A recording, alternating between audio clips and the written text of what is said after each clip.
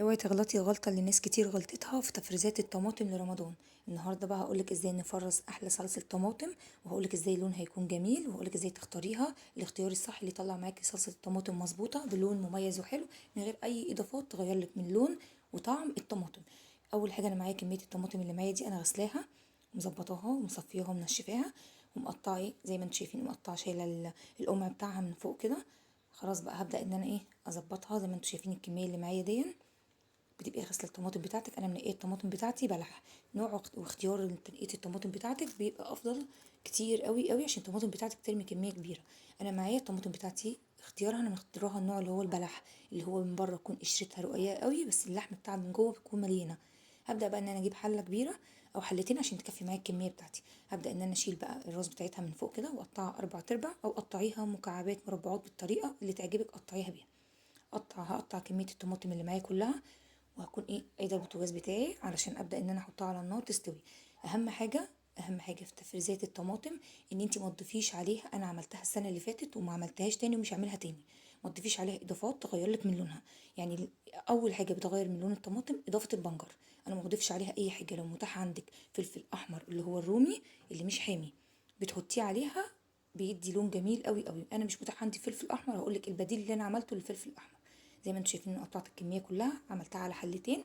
كده كده الطماطم او الحله مليانه، غطيتها بس كده كده من غير اي اضافه اي ميه. هي الطماطم هتنزل معايا كميه ميه كتير قوي، والحله هتبدا دلوقتي كميه كل الطماطم اللي فيها دي تهبط عند ما تبدا تنزل ميتها.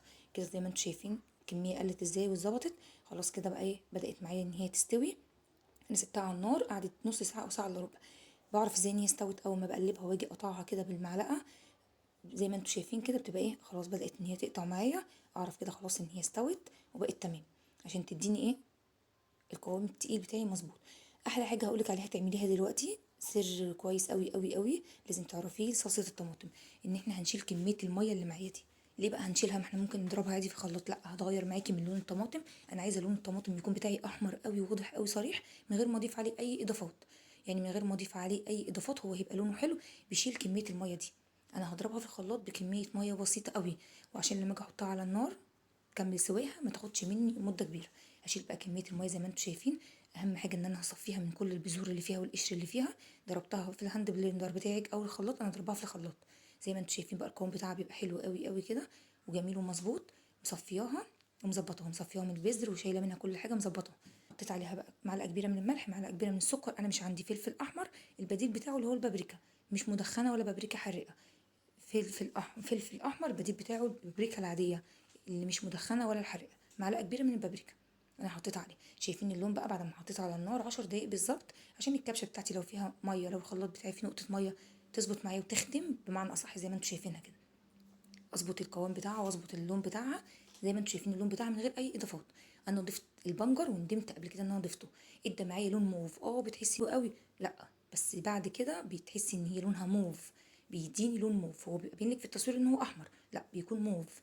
بعد ما بطلعها من الفريزر بتبقى موف. كيستها حطوها في برطمانات، حطوها في اكياس.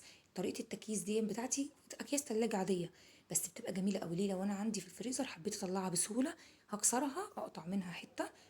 كيسيها بالطريقه دي بالاكياس عاديه كده اللي يريحك. انا دي كانت سهله قوي معايا اول لما كيستها كده. هقطع منها جزء هتبقى جميله. يلا بقى ما تنسوش تشتركوا في القناه اللي مش مشترك، واعملوا لايك واعملوا احلى متابعه. ما تنسوش تعملوا لايك. زي ما انتم شايفين كده بتبقى سهله قوي ان انا اقطع. لو عايزه اقطع منها جزء صغير اقسمها على نصين، استعمل كميه بسيطه بتظبط معايا بتبقى جميله. اعملوها بالطريقه دي من غير اي اضافات. ملح معلقه كبيره، ملح معلقه كبيره، سكر معلقه كبيره، بابريكا، تظبط معاكم وتبقى جميله.